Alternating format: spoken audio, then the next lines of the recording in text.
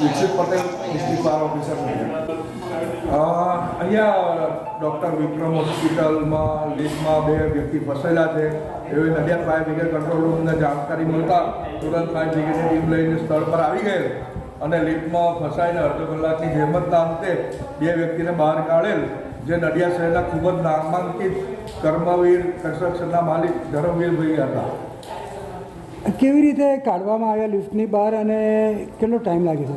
લગભગ અડધો કલાક જેવો થયો, કારણ કે લિફ્ટમાં એની પેનલ બોર્ડ જ બંધ થઈ ગયેલી હતી.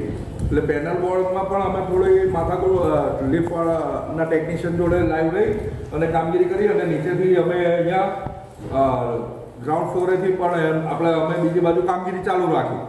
એ રીતે થોડીક સ્પેસ થતાં એનો દરવાજો અમે ખોલી નાખ્યો. દરવાજો ખોલીને 2 વ્યક્તિને બહાર કાઢી દીધા. લિફ્ટમાં આ બંધ થઈ જવાનું કારણ શું કે વજહ છે? અધવચ્ચે કંઈક જીબીનો પ્રોબ્લેમ થયો તો એને લીધે આપણે આ લિફ્ટ અધવચ્ચે બંધ થઈ ગઈ હતી. ધરમવીર ગંગાસિંહ રાજપુરવાડી.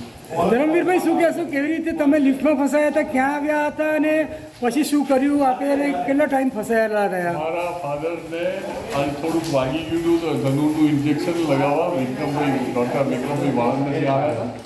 પછી લાઇટ પેલી લિફ્ટ બંધ થઈ ગઈ તો આ લિફ્ટમાં નીચે આવતા હતા ત્યારે કલાકથી ફસાયેલા હતા અમે. માનનીય ધારાસભ્ય પંકજભાઈ દેસાઈને ફોન કરતા એમને ફાયર બ્રિગેડ, જીબી અને બીજા લોકોને અમારા રેસ્ક્યુ માટે મોકલ્યા. હું એમનો બહુ ધન્યવાદ આપું છું. ખૂબ ખૂબ આભાર.